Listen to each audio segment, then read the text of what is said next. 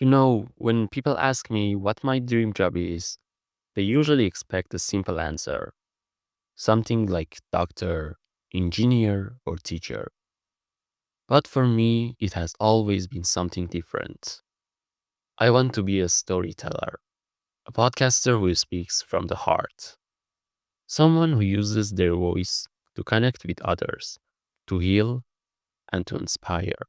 Since I was a kid, I loved listening to people talk, not just what they said, but how they said it, their pauses, their emotions, their laughter. I realized early that words can change how we feel, how we think, even how we see ourselves. Maybe that's why I fell in love with podcasts, because they feel like real conversation in a world that's becoming less real every day. When I started dreaming about this path, I felt impossible. I didn't have a fancy microphone or a perfect voice or a big audience waiting for me. But what I did have was curiosity, a deep desire to understand people and to tell stories that matter. Still, it wasn't easy. There were days when I doubted myself. I would sit in front of my laptop, recording my voice again and again, deleting every take because it didn't sound good enough. And I would think, who am I to talk? Who would even listen? But then I realized everyone starts somewhere. Even the most successful podcasters I admire, like Jay Shetty, who left his corporate job to speak about mindfulness, or Lewis Howes, who turned his pain into purpose. They all began with uncertainty. They just didn't stop. As I kept practicing, something inside me began to change. Recording no longer felt as scary. It started to feel like home. Each episode was a small step toward finding my own voice. Not the perfect one, but the honest one. I started talking about real things: loneliness, self doubt, love, hope, failure, the kind of things people hide behind a smile.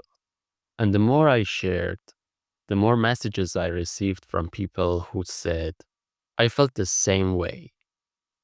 That's when I understood something powerful. Connection is not built through perfection, it's built through honesty. When we dare to be real, we make it safe for others to be real too. But beyond the personal part, I also started noticing the social impact of what I was doing.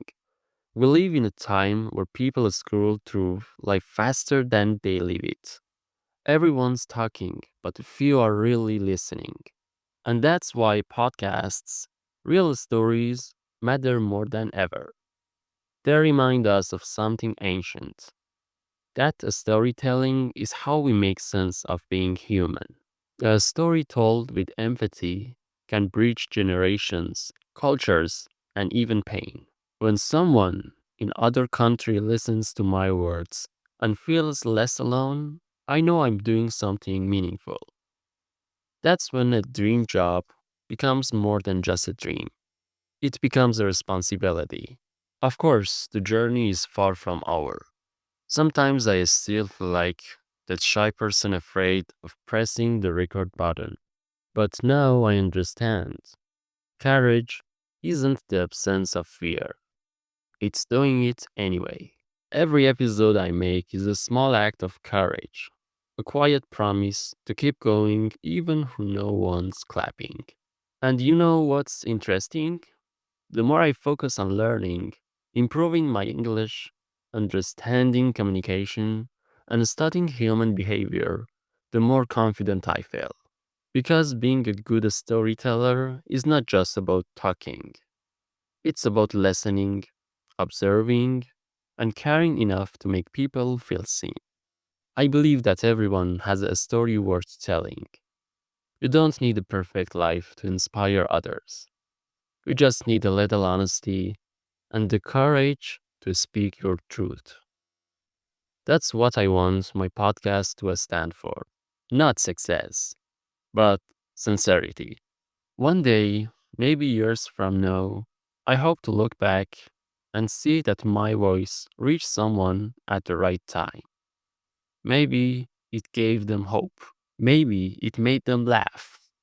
Or maybe, just maybe, it helped them believe that their own story matters too. Because in the end, our dream job isn't just about what we do, it's about how we become along the way. And if I can become someone who makes others feel a little less alone in this noisy world, then I think I've already found my dream.